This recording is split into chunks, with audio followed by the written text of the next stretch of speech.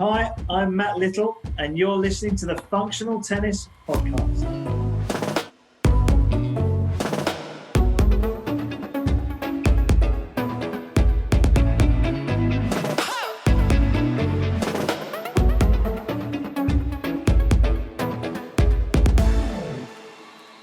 Welcome to episode 74 of the Functional Tennis Podcast. This week, I'm super pumped to speak to Matt Little, the long-term S&C coach of Andy Murray. We covered a lot of areas, including the streams of working in the game, an insight into the training of the former world number one, technology on and off the practice court, some great stories through his journey, and a lot more. It was a Zoom recording, so apologies if the sound quality isn't up to our usual level, but we will have some great video snippets on our Instagram over the next few days. As usual, a shout out to our podcast sponsor, Slinger. I heard they're struggling with demand, but there's still some time to secure your Slinger for Christmas, I hope. Okay, let's go. Hi, Matt. Welcome to the Functional Tennis Podcast. Hi, thanks so much for having me on. Really pumped to do this. So am I. It's been a while. I know I've been chasing you down. I've been annoying you, but my goal is to keep annoying you until you come on. Like when people say maybe, it means maybe. I do like getting a hard no. When somebody says a hard no, I appreciate it. But you said, yeah, we'll do it. So thank you. I know how busy you are. And after you tell me you're doing 4 hours commuting a day, that is crazy. How do you deal with the commuting, first of all? Do you listen to podcasts when you're driving? I do. I use it to either listen to stuff and try and learn a little bit, or just get all of my phone calls out of the way before I get home. And then when I get home, I can then just switch off. But it's...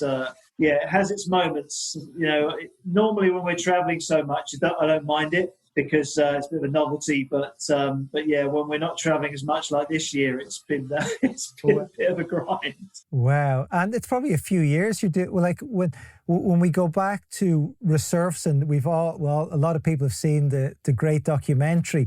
You were doing it there as well, so you've probably been doing it a good while. Yeah, it's about 3 or 4 years now where we've not done a full kind of travelling schedule, which is such a different life to the one we've led the sort of 10 years previously to that, you know. And I think my wife realised who she actually married now because I'm around so much, you know. So, yeah, I think that's bad luck on her, to be perfectly honest. Well, she probably really appreciates it, having you home, like rather than disappearing for like blocks at a time. But before we jump into where it all started for you, what podcast do you listen to when you're in the car? Yours, of course. There's a few actually. There's a School of Greatness. Lewis Howes does School of Greatness. Pacey Performance podcast. For more, if I want some more S&C kind of stuff. A little bit of Joe Rogan. If there's a few people on there that kind of take my interest, or it gets a bit of coverage. So yeah, those are probably the main three. And then audiobooks, you know, listening to a bunch of audiobooks as well, which is a great way to pass the time. I did listen to I saw the YouTube video with Christian Boss. I thought that was great. And he has some great guests now. I don't follow him on as a podcast, but I just see some of his YouTube videos.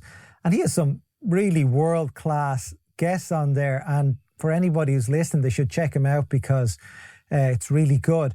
But let's get back. So was it tennis? Did you play tennis at all as a young kid? I did. So myself and my friends came into the sport quite late, but we fell immediately in love with the sport. We probably started playing about 12, 13. A tennis centre opened near us called Sutton Junior Tennis Centre, which was the first tennis centre in the country to prioritise junior bookings over kind of your adults that play in the evening and stuff. So we basically just used that as our kind of youth club, essentially, for about 3 or 4 years. We just spent every moment we could at that place, socialising and obviously hitting balls. And we just loved it. You know, I mean, we weren't the best players there because, you know, we came into it so late. And so we'd be turning up to all the tournaments and, well, I'd be losing first round, but I'd still be there at the weekend watching other friends who are better and still there because I just loved being around it. So we did quite a lot of fitness training back then as well. We used to do the beat test every Sunday as part of the kind of the group thing. And so I really loved that. I played a lot of football as a kid. I was very sporty, so I really enjoyed the physical side of it. So for me, it was actually quite clear from a very young age exactly what I wanted to do. I knew exactly the job I wanted to do because I loved tennis, knew I wasn't any good to make any money, even out of coaching, really, but loved the physical side. So I just set about getting the qualifications and the experience required to be an S&C coach in tennis. That's all I've ever wanted to do. It's all I've ever done. Well, that's amazing, that clear vision. It's rare to see. Like, I know kids have dreams. You say, well, Andy wanted to be a tennis player. That is, they've worked that, but you rarely hear it in more professional roles, like as in being an accountant or a solicitor or doctor. They've dreams, but you never know how hard, it's hard. So that's great to hear. So what was the breakthrough? Well, how did it start? So you finished school. Yeah, so I did all my studies, did my degrees, all the rest of it. And whilst I was doing that, I was kind of playing and working at the tennis centre in various guises. I was working behind the bar, dishing out the chocolate bars, and then, cleaning the courts. And then they built a gym at the tennis centre. So then I started doing a bit of voluntary stuff, just watching in the gym, whilst I then got my gym qualifications so that I can actually start taking people for programs.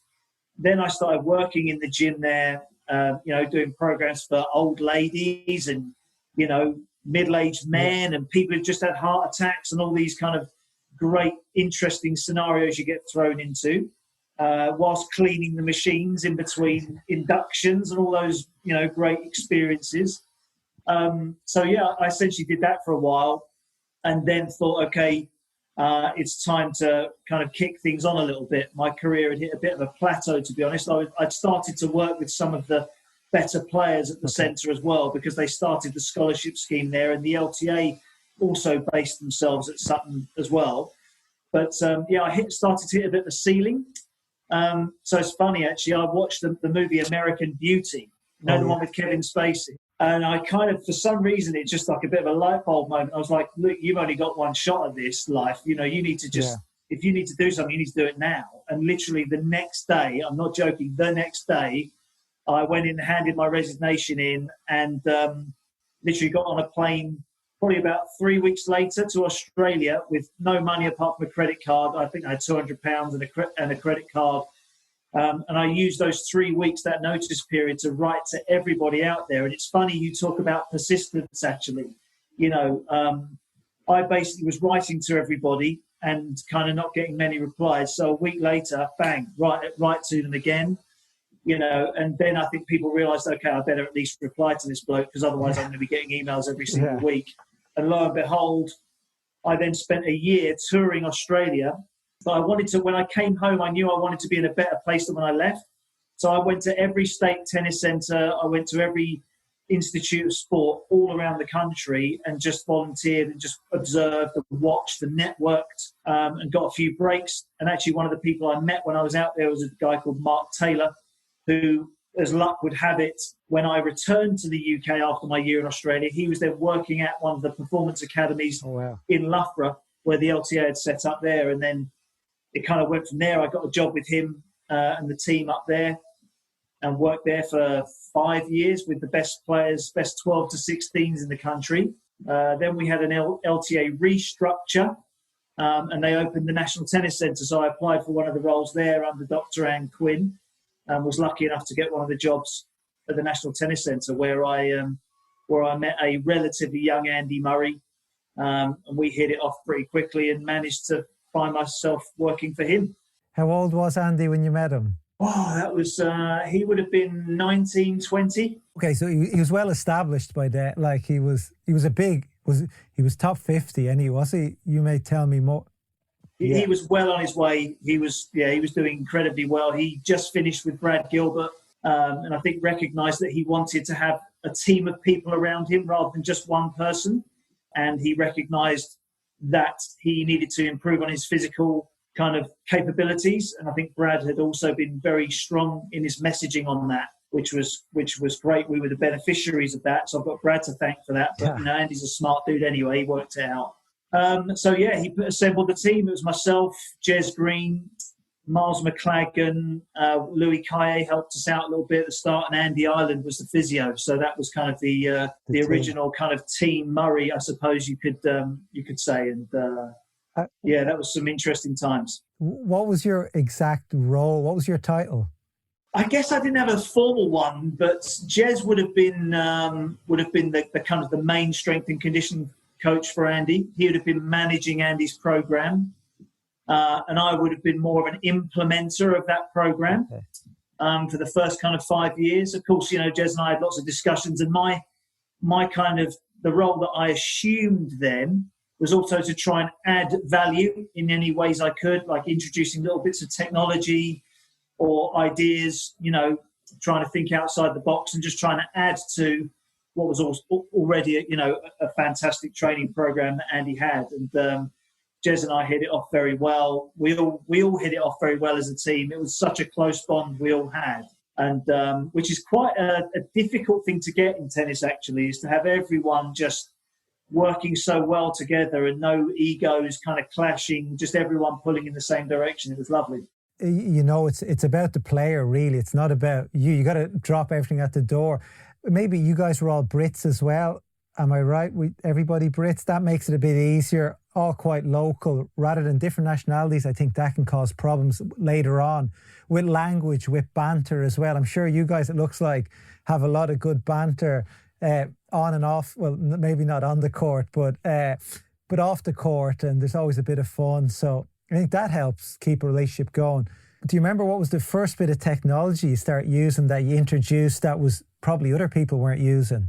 Yeah, I mean, we've always been trying to find out information about what's happening on the court.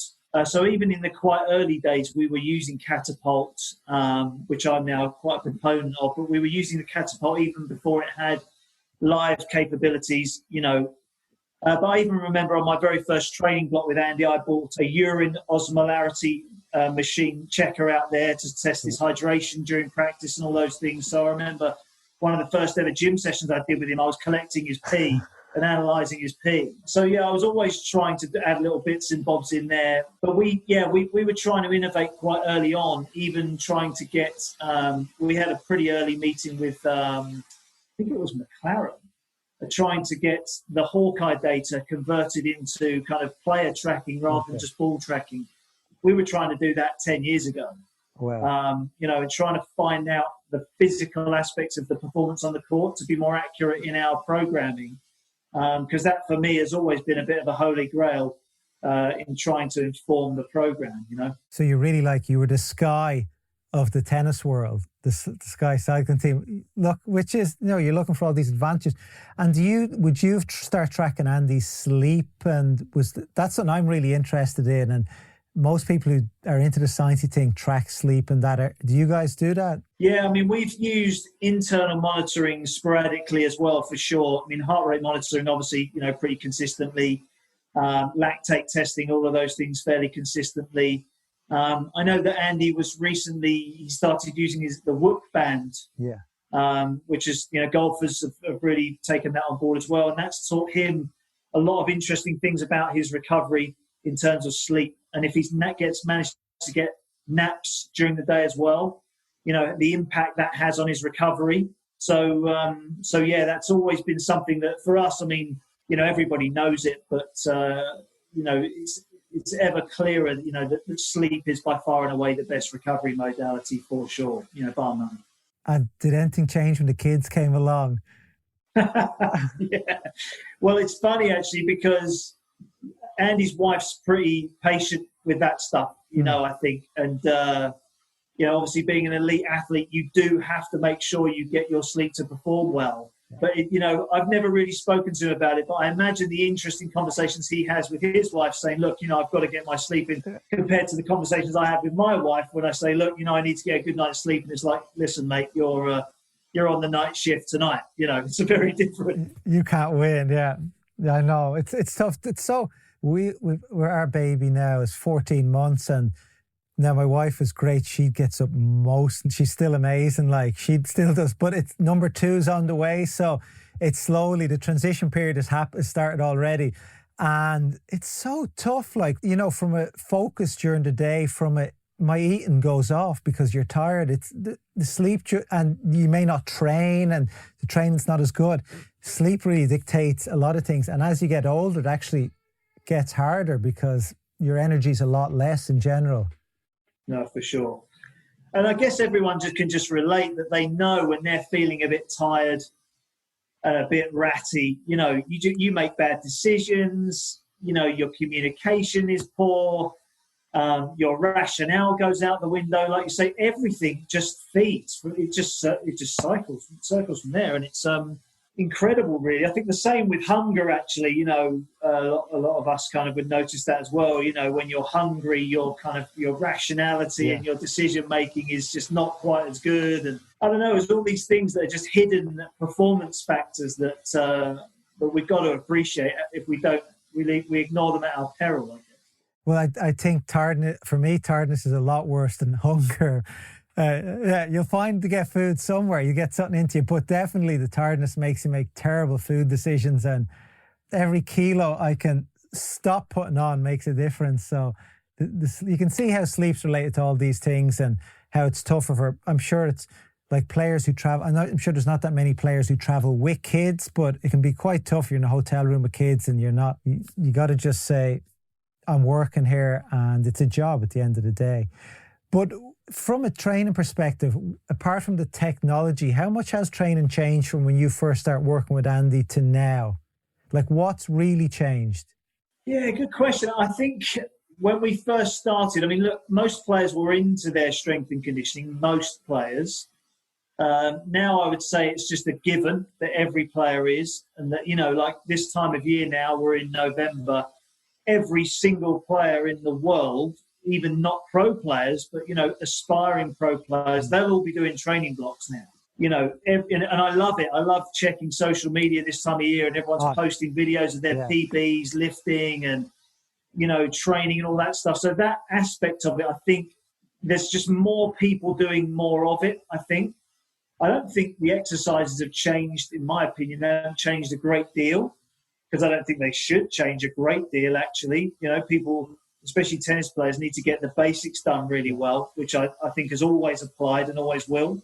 I do think there's more teams probably around, and larger teams. Okay, yeah. I think the psychological and the cognitive aspect is something that we will see develop more and more in the future, actually. Just explain that a little bit.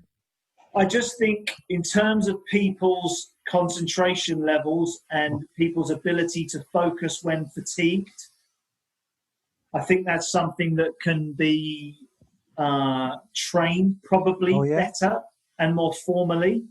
How would you go about training? That seems something so hard to train, looking at from the outside here. How would you go about? I certainly have no training in that area, but I know amongst the community and the fraternity, that's things that are being researched and discussed a lot more, and even in supplementation of seeing whether there's products that can actually get you more focused, even if your body's fatigued. I think that's an area that's definitely not been as researched as much as other areas of sports science, and we all know that link between the physical and the mental is so key, both in terms of confidence when you're feeling physically good, but also conversely, if you're feeling physically bad, again, the impacts of tiredness on performance, decision in a different making, way, physical exhaustion, and people's ability to push through that and perform well. So that would be an area I would think in the future might be changing, but actually the interim period for me is this learning about the physical performance, what's actually happening to the player on the court, because watching and assuming what we think is happening is often very different to what's actually happening in terms of the physical performance. And that, for me, in terms of the areas that I've learned the most about and adapted my training for, it's been to try and learn about the physical performance, both in practice, and then how does practice correlate to what happens in the match court, which again, for me, are two completely different things. That is going to segue nicely into what I mentioned before about the Battle of the Brits, where they had this information. For me, it was always a dream to have like heart rate information on a TV screen, watching these athletes, be it a racing driver or be it a tennis player, where you can see, you can see their tens, the heart rates going through the roof. But what did you learn from the data in Battle of the Brits and watching this live? Yeah, I mean, for me, it taught me that how data can tell a story. and it can tell a different story about a match potentially for the viewers. Really, obviously for me as a sports scientist, strength and conditioning coach, it's great for me. But like you say, for viewers to see a player's heart rate, for viewers to see a player's max speed, for viewers to see the number of high-intensity accelerations and decelerations, but you'd call it high-intensity tennis movements, whatever it is, of one player versus another, and contrasting styles, I just think it just adds that next layer of detail.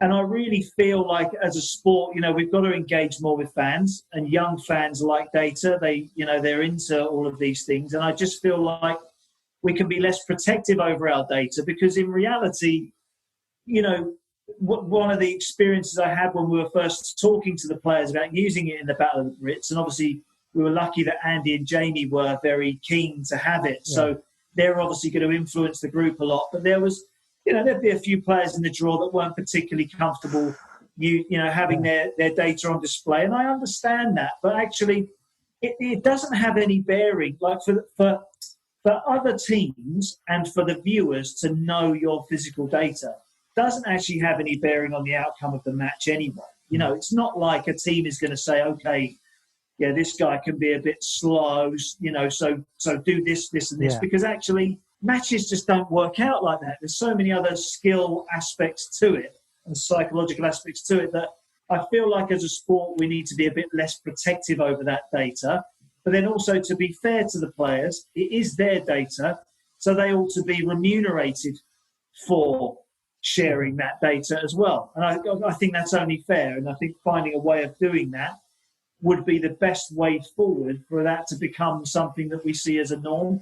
Because I think it's fantastic in terms of marketing our sport to see the best athletes, how their bodies are responding. We had players that would be playing their best, moving unbelievably well with such low heart rates, and others that are doing exactly the same thing with such massively high heart rates that, again, we would all relate to and think, wow, he's doing that at 180 beats a minute. And look at the control he's still playing with. I'm on a treadmill and I can barely stand up when I'm 180 beats a minute. How do these guys do it? So I just think there's 100 stories you can tell with this data that I just think it's crazy for us as a sport not to be embracing that. And did you find it strange that some players, they're all playing the same level, but their heart rates are different? And does that come through in their personality? Let's say you're a more uptight person, they've higher heart rates, and the more chilled person has lower. Is that the way it pans out, or it can be totally different? I think efficient players who kind of, let's say, stroke the ball a little bit more have lower heart rates, whereas the guys who put a lot of grunt into the ball have higher heart rates. The metabolic demand is higher. That's what I noticed. The situational elements of how good players build pressure on people, and you see what good players are doing to their opponents by making their heart rate go higher and higher and higher, and lo and behold, their opponent has their highest heart rate and they get broken, or they hold serve very easily when they're making their opponent have a very high heart rate and put a lot of high efforts in. How players manage their energy throughout the course of a match. You've got some players who will be playing against a player who's much better than them. So their physical effort at the very start of the match, we'd be seeing some huge stats in terms of their player load per game and their heart rate at the very start of the match. They try their best, didn't quite get their own way, and then the better player just goes. And I know there's more to it tactically than that, but you see that in the data. And you think if they could maintain that, like they could keep up close to it, and what can they train that or does it still become the body just won't allow them to train that? Like, could you say that player is lazy? Yeah, this is a thing. I think this is where it's so fantastic. It links so beautifully to their practice to say, these were your stats when you were really maxing out and you were going toe-to-toe with a really good player. But your threshold for that was only 3 games worth. So why can't we get stronger and fitter and make that threshold 10 games worth?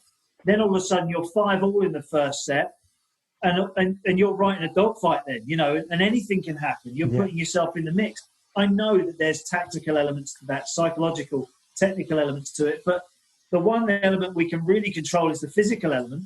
Let's get that output, hour after hour on the court, working at that level of intensity with those amounts of high intensity accels, decels, player load per minute, however you present it to that player, to tell them what high intensity really looks like. Because for me, a lot of players practice a lot and they train hard because they train for a long time. But actually having an understanding of that intensity, that match level intensity, for me, that's how players need to work harder, not to be grinding out long sessions. Of course, players need to do long sessions. I'm not arguing against long sessions, but, you know, it's knowing the details of what that intensity looks like and replicating that on the practice court. For me, is a big jump that we can do objectively now with data. We can show coaches that and players that. And so you can figure out the drills to get them in those heart rate zones or those intensity zones. Tell me, I'd love to be able to get their cortisol levels. Yeah. That would be, just understand the stress that they're under. Maybe you don't need that to understand the score, should say, their stress, but it would be interesting to see like heart rate data on, let's say, Federer, who had the match point against Djokovic, missed the backhand, and just what happened before and after that. And what happens when a player loses a big opportunity and then goes flat, and how sometimes you just can't get the energy back. Is that the case? Yeah, that's that beautiful thing, that physical psychological crossover.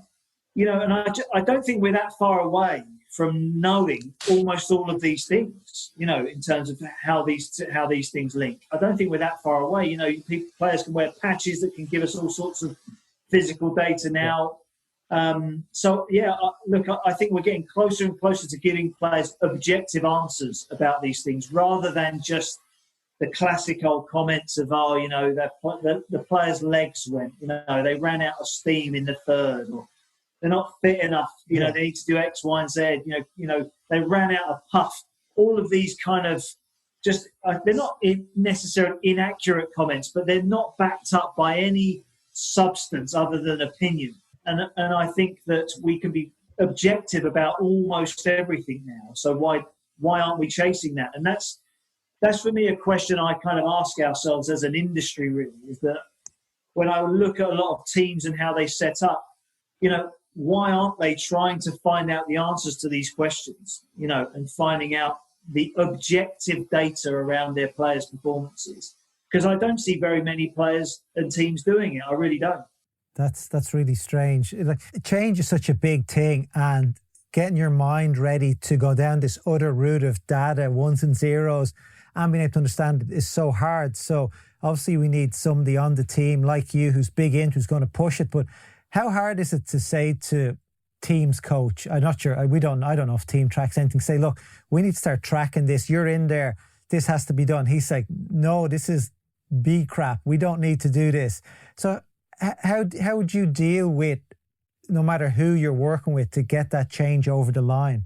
Depending on who you're working with, probably slowly, little drip feeding, little bits in. And for me, number one is keeping the conversation as simple as possible. And that's not to say that tennis coaches aren't capable of understanding complicated stuff. But if you go in with the complicated stuff at first, you're going to throw the baby out with the bathwater. But just to say to a coach, do you want to know how hard the player is working today versus tomorrow? In actual fact, do you want to know how hard the tennis session is compared to the match situation? Is that something that would be interesting to you? And just using one metric of those things and just presenting one number to those coaches and just having that discussion. Today was 100 player load.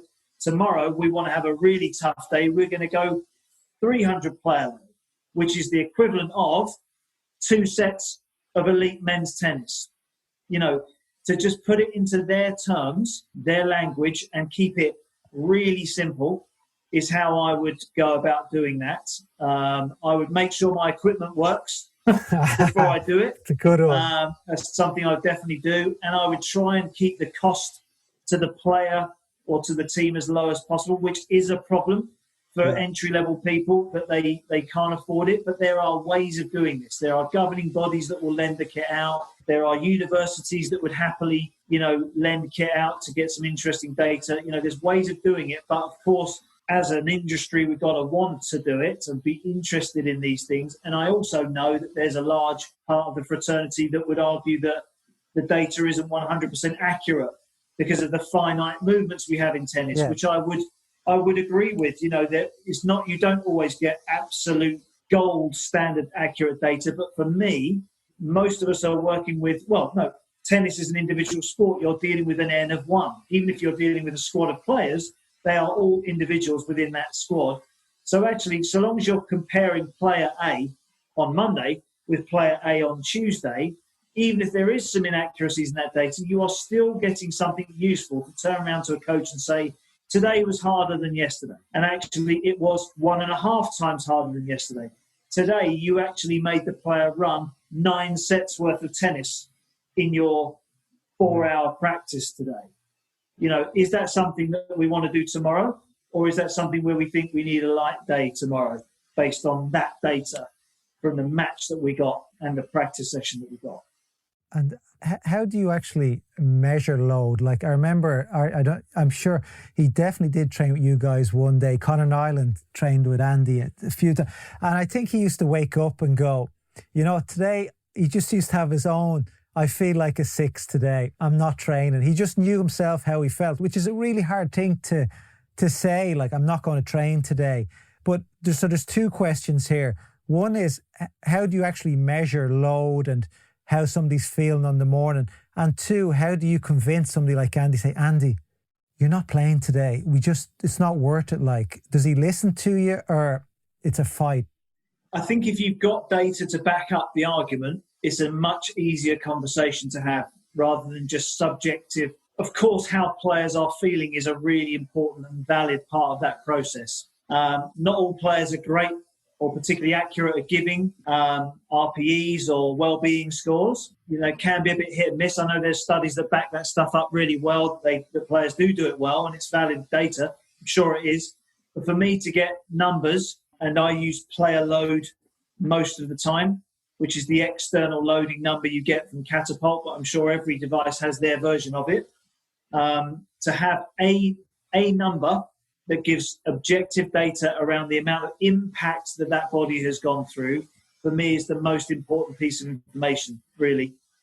Because it's a simple one to give to coaches and players, very simple piece of information. And we can track it very easily, and we can ask players about how they're feeling based on the player load that they've been through in a particular week or in a particular session. Now, player load doesn't necessarily indicate intensity. So, 300 player load of sprinting versus 300 player load of hitting up and down the middle is completely different. Yeah. So you have got to have some kind of intensity measure alongside of player load, whether that's meters in high speed zones is something you could look at. For me, numbers of high intensity changes of direction is interesting. So any change of direction that's over around 3.5 to 4 meters per second, I would consider a high intensity change of direction. And that's where we then know, okay, that's something that would be pretty high impact on the joints and the muscles of the body to change direction. Anything over 3.5, 4 meters a second.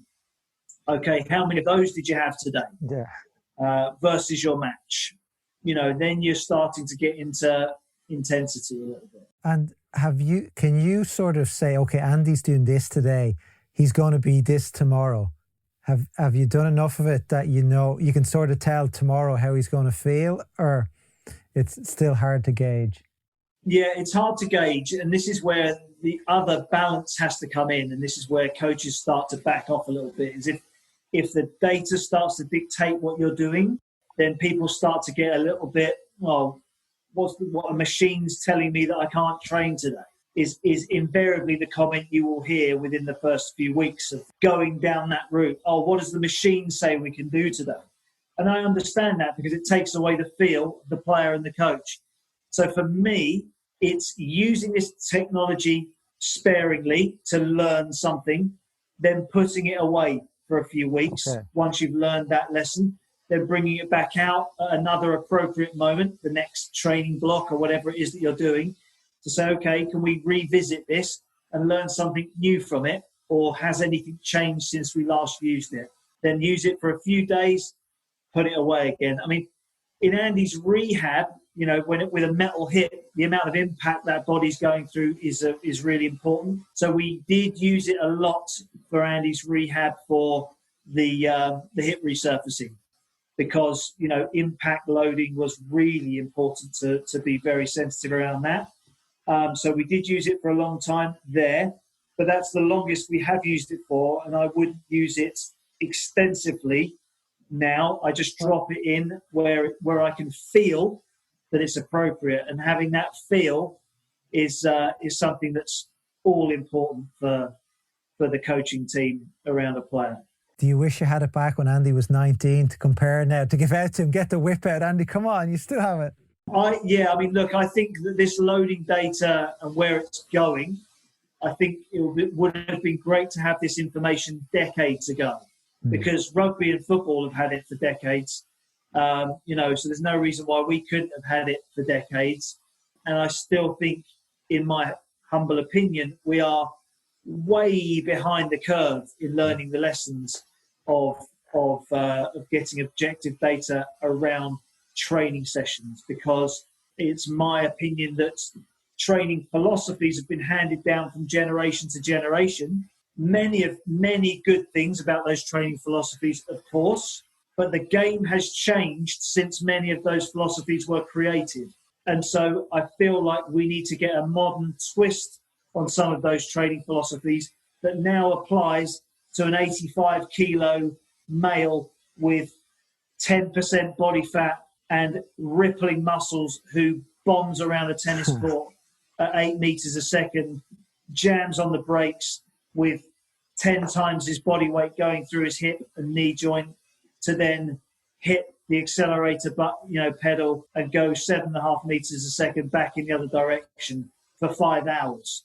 That's a different animal to the one we were dealing with 20, 30, 40, 50 years ago. And so I believe that training on court and off court, training philosophy needs to have a modern twist and be tweaked to reflect the demands of the modern athlete in tennis. Yeah, I completely agree. It's changed over the years. They were fit before, but they're a different beast. And it's same with all sports, not just tennis. Everything's evolved. And can Andy wear the GPS monitor during ATP Tour matches?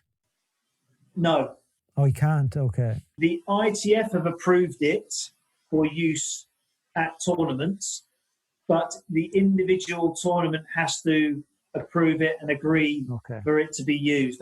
I believe that's the current state of play. Now, the ATP, I think the WTA have, but I can't speak for them, but the ATP have been keen to start to integrate some of these things. So at the Next Gen finals last year, they offered the players to wear the devices during matches and be giving data to the players after the matches around their performances. But not many of the players took it up. Of the players that were there, only a few did. You're like, what? So again, there's, look, I understand it. You're wearing this kind of vest with a unit in the back of it. If you haven't worn it a lot before in practice, and you're going into a tournament where there's decent prize money and pride and ranking points and all those things, I understand why you wouldn't just blindly accept that as a situation. But for me, getting it out to players at this time of year, actually, on the practice court, and understanding and learning the demands of practice, for me, even that is just an absolute quantum leap in the right direction. And it doesn't have to be catapult. Like I say, it could be any device, any unit. Let's just get people getting objective data around their practice sessions, because we don't have that as a culture in the sport. And we could learn so much and then put it down once we've learned that lesson. It's, putting it away. That's the stuff I didn't know. You actually put it away for a while and then come back to it. But I remember playing five-side not so long ago, and I looked into getting a kit for the lads. I was like, he doesn't work and he doesn't work. I'm going to prove it now. Because these have their fault. One worse I watch is Apple Watch. And I was like, that doesn't track it properly. It doesn't track, it's a five-side pitch. It's small. There's no way it's tracking it right. And it wasn't. He was saying, I ran 12 kilometers. I said, you didn't run 12 kilometers. But I remember looking into it, and they didn't track, like they were really bad at the sharp distances and had to be outdoors and all sorts. But I'm going to just move on from there. I want to ask you, one question I get all the time on functional tennis is anytime I put up a video of the pros or top juniors sliding on hard courts, like, there's two sides. One is like their knees are going to fall off. And two, it's like, how do they do that? Maybe you can explain the forces that a player has to go, that pushes to go slide on a hard court. Yeah, I mean, look, I guess everyone has their opinion on it. I mean, for me, the reason why they're sliding is they're coming in at such a steep shin angle when they're changing their direction. So if that shin angle is too shallow, let's say, steep is probably the wrong word, it's too shallow, then they aren't going to get the traction on the court that they need. And in my opinion, of course, there's lots of great players that do it, so I'm not criticising them personally, but if you're sliding on a hard court, you're wasting time in changing direction, in my view. Precious little time that you've got, especially on a hard court. And so, I obviously from a joint health perspective as well, on the ankle, there are clear risks with doing it anyway. But for me, aside from any of that, you're wasting time while you're sliding. So why would you do that when actually if you can plant, decelerate and re-accelerate in the other direction, you will be able to do that quicker than someone who slides. And so for me, that's why I would personally discourage it. It's more from a performance perspective of you're wasting time out there rather than necessarily a risk or health perspective, because most of them who do it incredibly well. Sure. And it's an impressive thing to see, even though I'm like wincing, like, oh my God, I'm wincing a bit when they do it. But, regardless, for me, it's more of a performance look. That half second you're spending sliding, you could have planted and re-accelerated in the other direction and be on to the next shot to hit the ball that you want to hit rather than the ball that you have to hit because you're out of position, if that makes sense. It does. You probably have the data set to back it up as well. Maybe. Yeah, maybe. See, there you go. So listen to Matt, everybody. Move on to Resurfacing. Obviously, I think a lot of tennis people have seen it. It was such a great documentary. It brought a tear to a lot of people's eyes. How tough was that period for you and the team? And did you have belief at all times, that you probably have to say you did, that Andy was going to make a comeback? Or was there times where you're like, I don't know? I think most of the time we didn't know. It's just with the injuries the way they are, and they're so unpredictable in so many ways, and you think you're making progress one day and then come in the next day and it's got sore again or whatever it is, or the degree of extra movement that you fought so hard to get the day before is now no longer there. In fact, it's worse the next day. And one of the hardest things, I think, as a support staff member, never mind as Andy the athlete, he'll have to, well, he does explain in the video and the movie how he, the emotions he's going through, but as a support team member, to be living with this kind of cloud of an injury. Everyone's been through it with players for a month or two, and it's tough and the player's frustrated. But when it goes into years, we started making the documentary, no one had any idea the journey we were going to be going on for the next couple of years. It's fascinating to look back at it actually as a support staff member, and actually to go and watch the premiere with my wife and show my family what it is that I've been talking about and kind of coming home, so depressed about for the last few years, to say, how's Andy's hip today? Well, I'm not so good today. When you have that conversation for 2 years, people are like, what's the deal with this? When you actually visualize it and see it in images on the screen, actually, I think is a really interesting process for me and for those around me, speaking selfishly. But then I think Andy also said publicly he didn't realize the impact it was having on the team as well as himself. He's in this bubble of his own, rightly so, of kind of trying to figure out every day what's going on. But then for him to look back and see how it was impacting us as a team, just an incredible journey, really. And in many ways, we're still on it as well, to be honest. It's 1 minute this thing's good, the next minute it's not. So it's still a journey that we're all living. it's almost great to have that to look back on as a process. And when he won the tournament in Antwerp this time last year, that was beyond any of our wildest dreams. We were wondering if he was ever going to win matches again, never mind tournaments. That was a crazy. Beating Stan in the final in 3 pretty brutal sets. We just couldn't believe it. Amazing, really. Yeah, no, it was incredible. No, just to see, we all know how hard it is to do those exercises that the physio tell you to do. Slow rotator exercise or glute, and you do them once a day for 2-3 weeks, then you forget about them. But he was showing up every day doing loads of these little exercises. It's just so tough, what a strong character to be able to push through, and the belief that you guys all gave him was incredible. No, he still does. I mean, literally the last few days at the National Tennis Centre, Andy's in the gym just churning out rep after rep after rep of these exercises still. Wow. And you can see the other players and the other S&C coaches looking at him out of the corner of their eye, just going like, this guy's work ethic is every player works hard. Yeah. Pretty much. Everyone knows they got to work hard, but this guy, I'm sorry, he just takes it to a completely different level. His work ethic, he churns out sessions like nobody I've ever seen. Wow. I've never seen anybody do it. I mean, obviously, I've been with him a long time. I'm biased. Yeah. But no one churns out strength and conditioning sessions and tennis sessions like Andy Murray. They just don't. Now, what do you mean by that? By how much hours he can put in the court, or by the intensity of each intense after intense? Is that what you mean? All of it. The attention to detail on the technique of the exercise, but not just one rep, every rep. Hundreds, thousands of reps. He's on it every single rep. And I know that sounds like a cliche or I'm exaggerating. I'm really not. Anybody could walk in the gym at any time and watch him train ever. And he is on it every single rep that he's executing. Wow. With attention to detail, asking questions about why, and what is it working, the purpose, and then so into each rep, honestly. And it's the same on the court when he's drilling and trying to figure out, solutions to issues that are on the court as well. I'll be amazed if I see it again in my lifetime. It's what made him the world's best. Tell me quickly, let's go back to Andy's great year, Olympics, Wimbledon.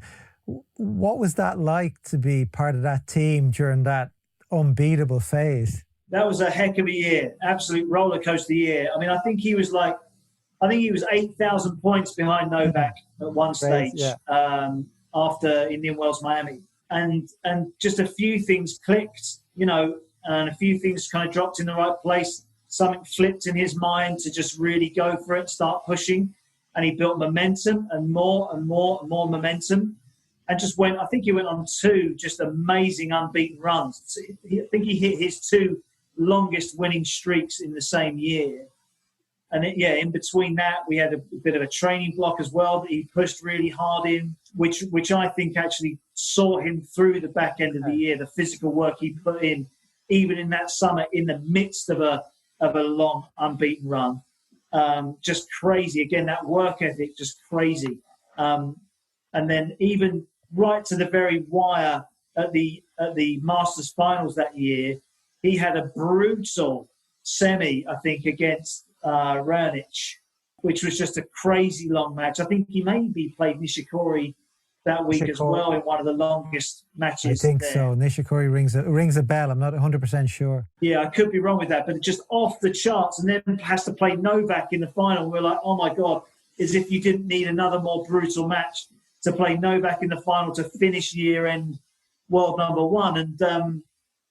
And so obviously the nerves around that match were just huge. Yeah.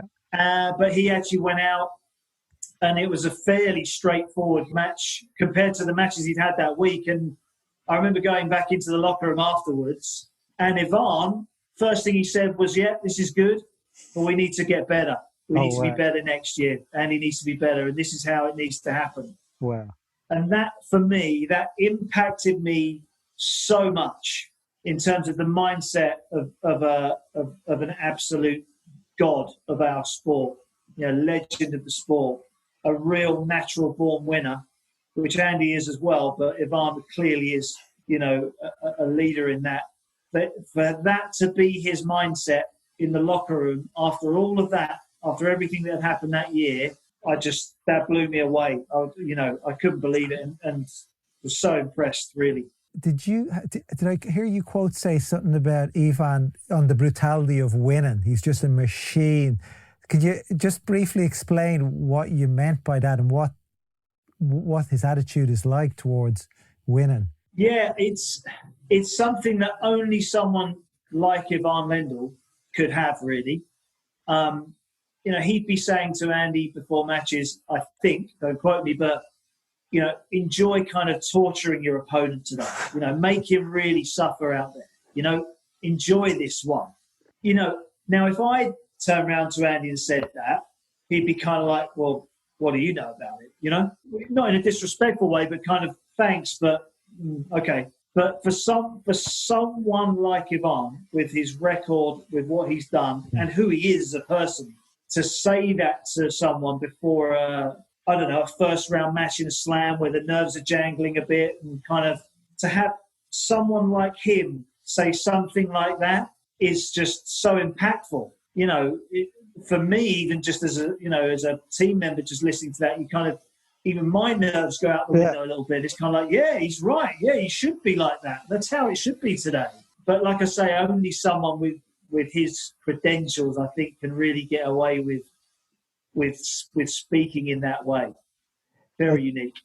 Maybe like top guys like Andy and Roger and Novak doesn't, but Djokovic have these other greats around them that can say this is how it's done, and they can't backfire, because normally it's the player who calls the shots, isn't it? And it's good having somebody who's been there and done it, and it's crazy. Yeah, really amazing story. Yeah, it's interesting. The super coach phenomenon, really, that kind of exploded really a few years ago. We had so many legends of the game in the locker room, which for me, again, I grew up watching all these guys, cliched, but I did, just being in the same locker room as them, just like, wow, I'm not going to tell you, but you are my absolute hero. Great for everyone to be around anyway, but also just what those people brought in terms of the gravitas of their message. I think it was less, if I can say this, it was less probably about making technical changes to their players, but just having that person in the box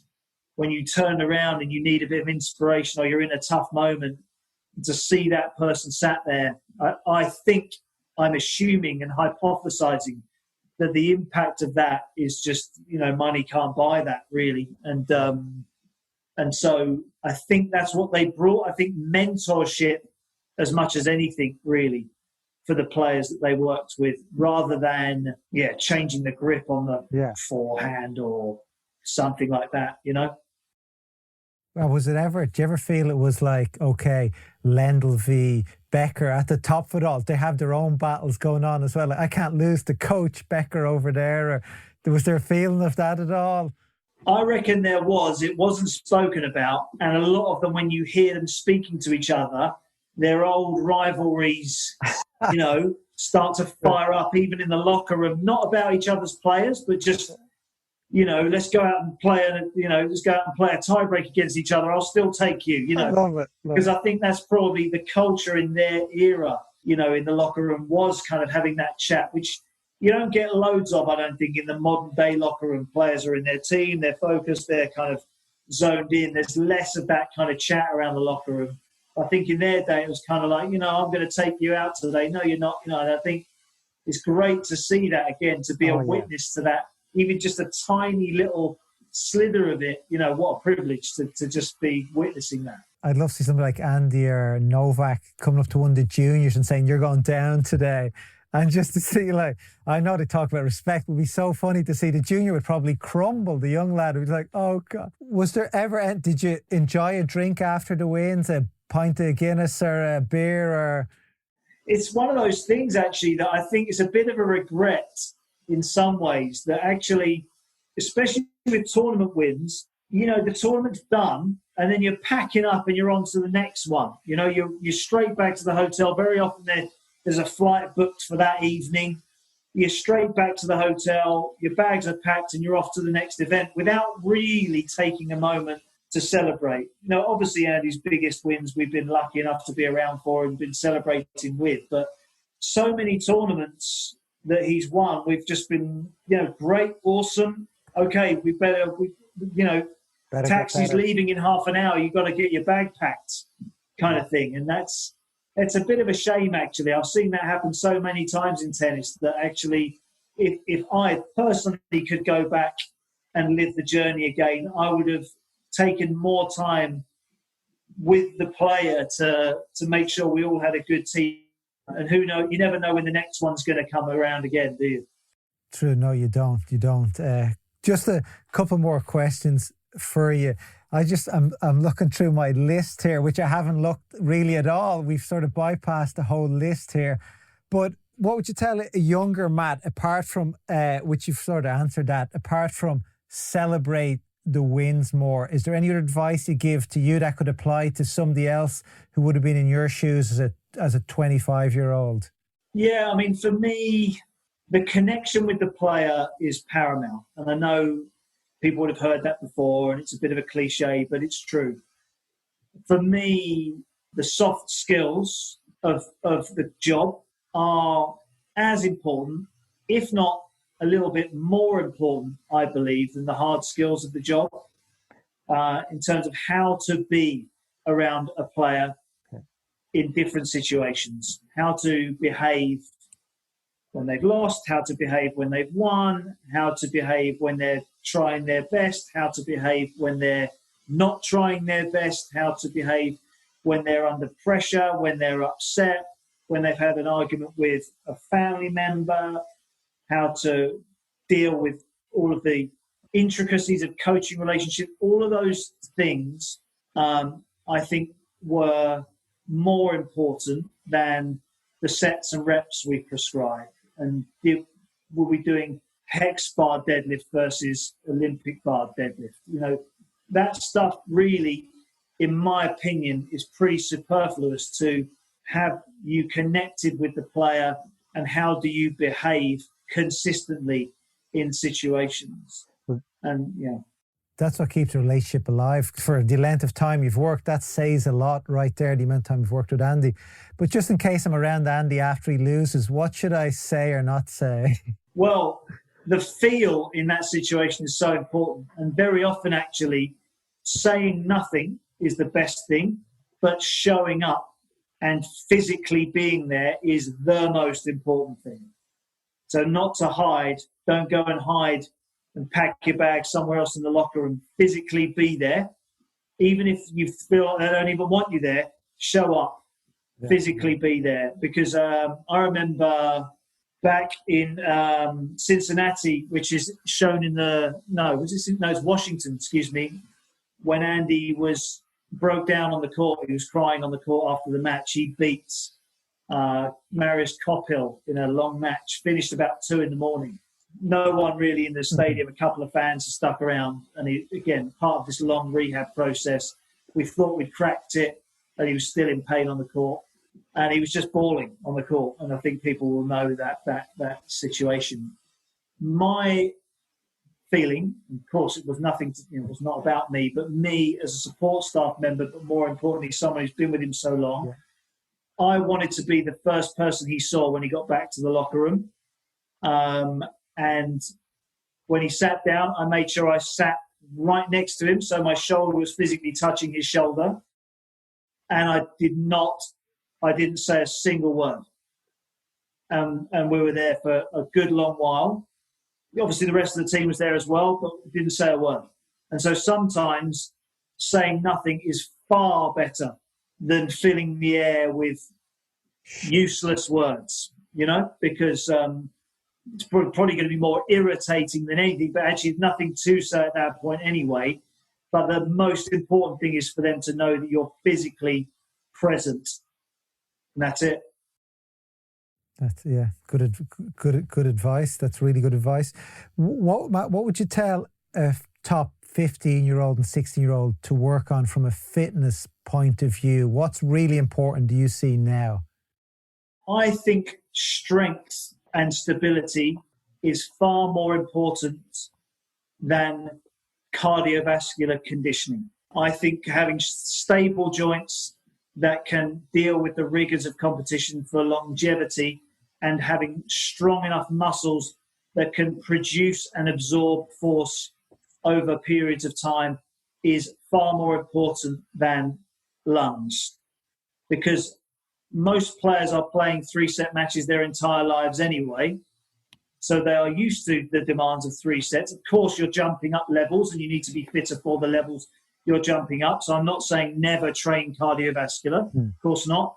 But to me, strength, stability, and of course, their ability to move with good patterning on the tennis court. So tennis-specific movement patterning, which I learned a lot from Jez Green on, for me, is paramount. And at what age should a player really start working on their strength?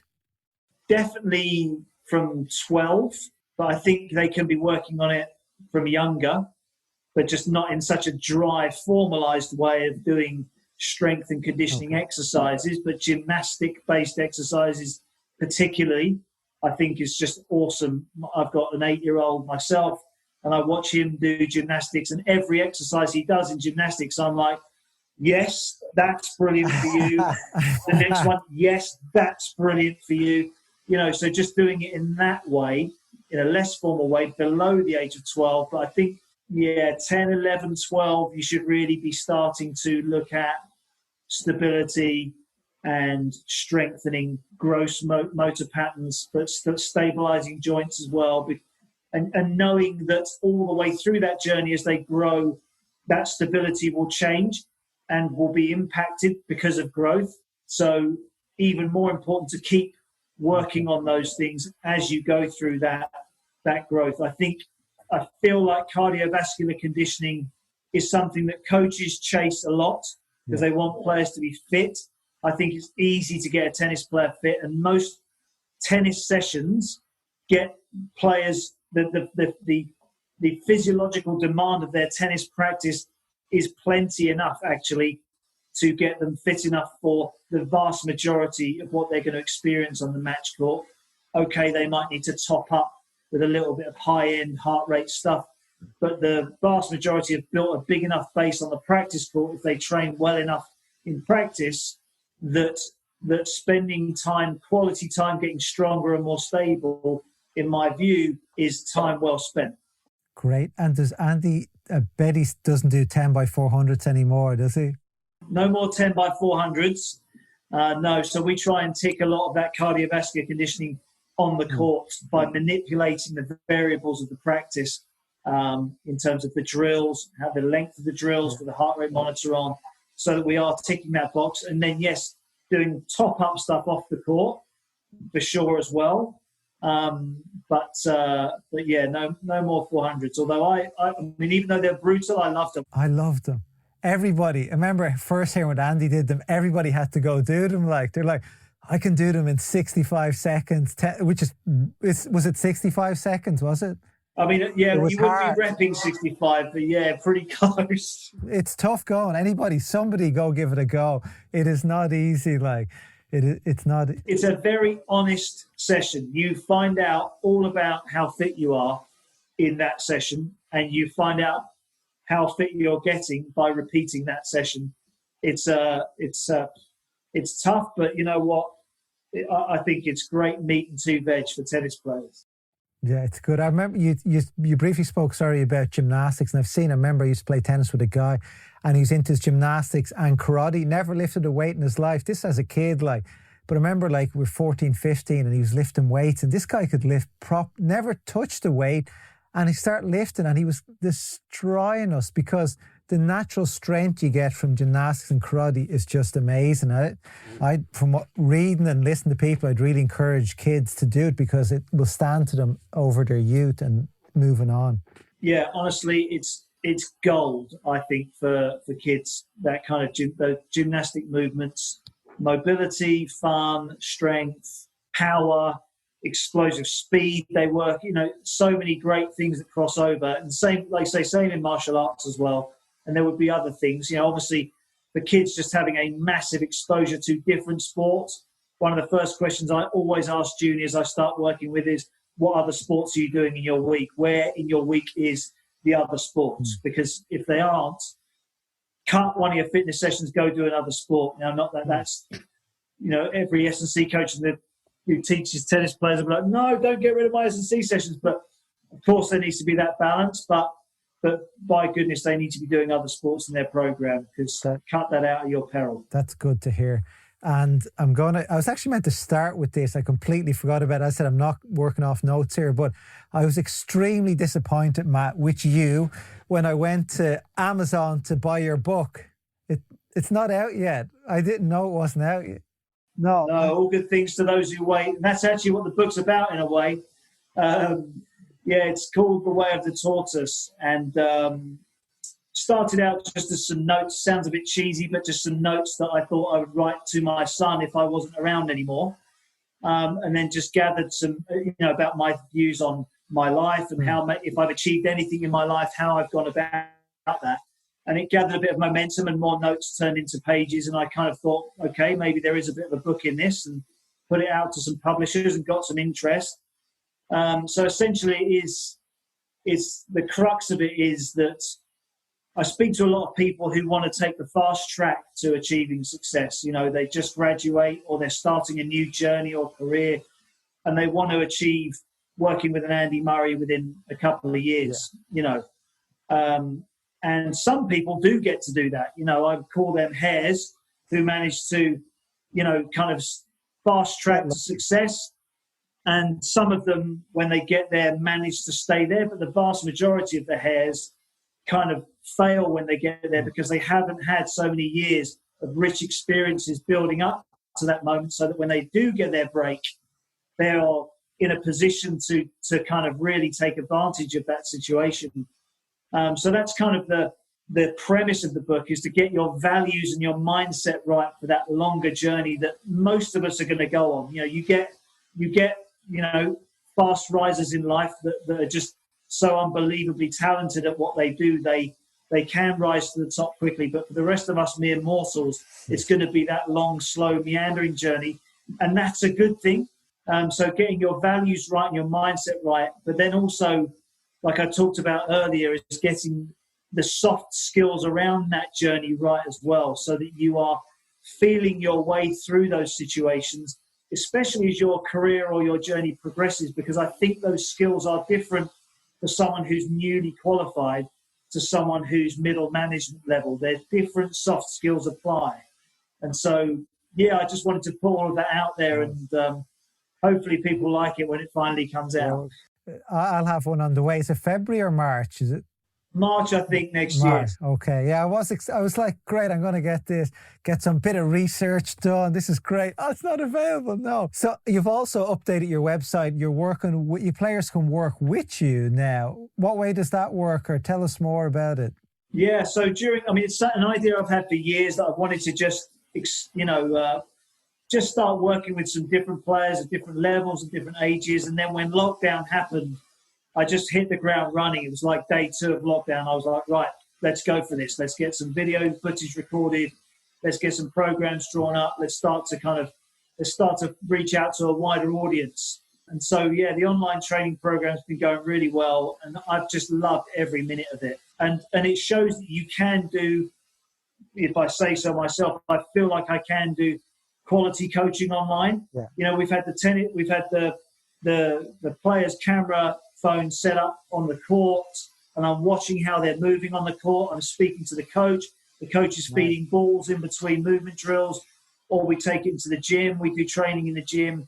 And, I'm training players from Holland, from Northern Ireland, from Scotland, and I'm physically there in the room, and it's great. I just love the pro, so much fun. Yeah, no, I when I'm running for my ITF over 50s, I will give you a call to work on the program.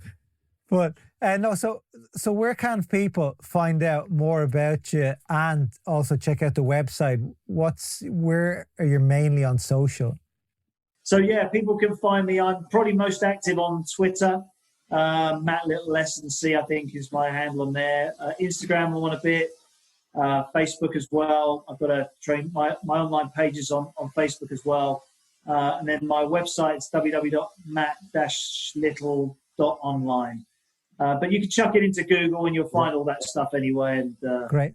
And I've added your book to our gift list, which will be out by the time this goes live, so people can get a direct link from our gift list. But yeah, Matt, it's been a pleasure having you on. Really interesting to hear your side of things and to speak to such a legend of the coaching world. So thank you very much for your generous time. That's really kind of you to say, and thanks for having me on. I love having these chats. So hopefully we can do it again soon.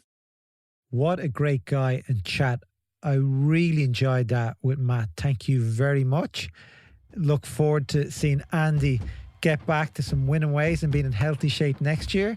But I'll be back next week at the same time. And until then, take care. Bye.